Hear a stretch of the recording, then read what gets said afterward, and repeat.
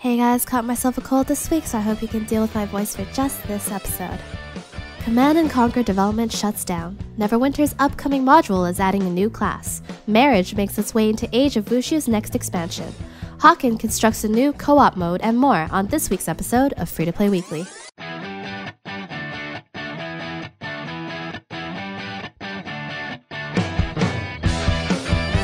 Just 3 months after releasing their first expansion, Age of Wushu is getting ready to release another expansion. Set to go live on November 13th, the expansion entitled Ultimate Scrolls will feature 8 new instances which are specific to each school and will give players a chance to unlock a new set of abilities for each school. Wedding bells are in the air as Age of Wushu is adding a marriage system. Marriage, with all its benefits, unfortunately comes at a price. If you're a part of the male-only order, Shaolin Disciples, you'll have to choose between your heart or your fist. Those who marry while in the school can no longer participate in the school tournaments, and forget about joining the Shaolin while married, that's not permitted. If a player does wish to break his marriage off, both parties will need to sign off on a divorce. Additional features such as single-player challenges, new Tier 5 equipment, morality-based PvP, and more are set to be included in Ultimate Scrolls. Players interested in reading the full rundown on what's coming November 15th can read the official preview on our site. G-Potato's pet-focused MMORPG RAPPELZ just announced its newest update, Epic 8 Part 3, offering new taming options, additional quest lines, and 4 revamped dungeons. The update expands RAPPELZ taming options by allowing players to tame over 30 of the in-game bosses as their own personal bodyguard buddies. G-Potato says, with the influx of boss buddies, each class will be able to acquire a pet that is more relevant to their class. The 4 revamped dungeons were actually added in the previous Epic update, but apparently were in need of further revision to allow the dungeons to become more accessible. The revision will provide players with 4 different versions of the dungeons, each with their own level of difficulty and rewards. A revamped player inventory and additional daily quests are also on the list of added features in Part 3. Unfortunately, there's no word as to when the update will go live for both NA and EU audiences. Invasion, the newest patch for the mech FPS Hawken, features a new stealth mech aptly named the Predator.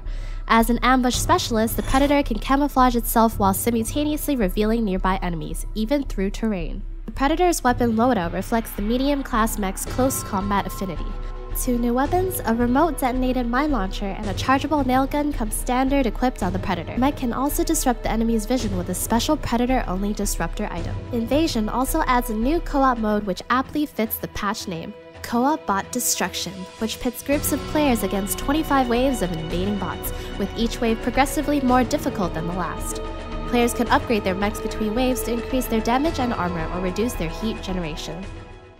EA recently pulled their announcement concerning the Command & Conquer closed beta due to the fact that they weren't planning on having the closed beta at all. This week, a spokesperson for Victory Games released a blog post on Command & Conquer's official site, which announced the developers would cease production of this version of the game. The full blog post openly admits that based on player feedback during the alpha, the developers were not making the game you want to play.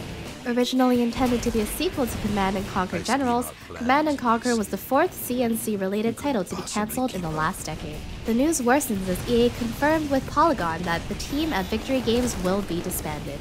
This obviously spells trouble for the future of Command & Conquer, as Victory Games was supposed to be the studio devoted to expanding the Command & Conquer series.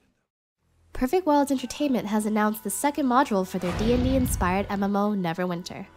The free expansion Shadow Mantle will introduce the MMO's first new class, the Hunter Ranger, who can comfortably fight up close and from afar.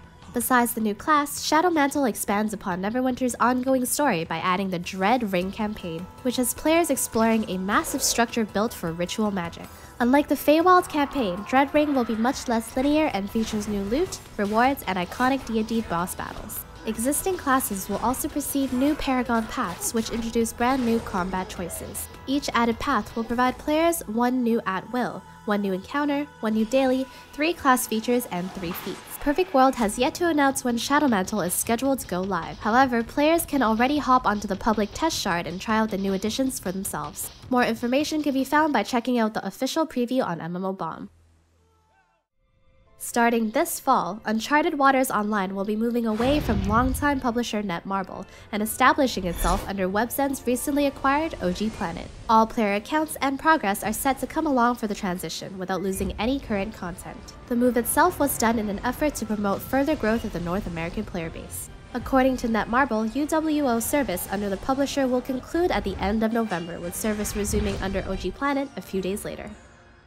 Valve recently kicked off Team Fortress 2's 5th annual Halloween event, Scream Fortress. This time around, players face off on the new payload map, Hell Tower. Unlike a traditional match of payload, this one's filled to the brim with summonable skeletons, teleportation, giant death rocket eyes, fire bats, and a one-way trip to hell. In order to harness such powerful magic, players will need to equip the new spellbook item. The book isn't complete though, and players will need to collect special pages dropped which grant a random spell. Scream Fortress also adds more than 100 new items developed by community members specially for the Halloween event. 8 new achievements have also been added, including Attack of Lantern, which unlocks after killing players with exploding pumpkin bombs. The event is scheduled to end on November 11th. And the game of the week is SMITE.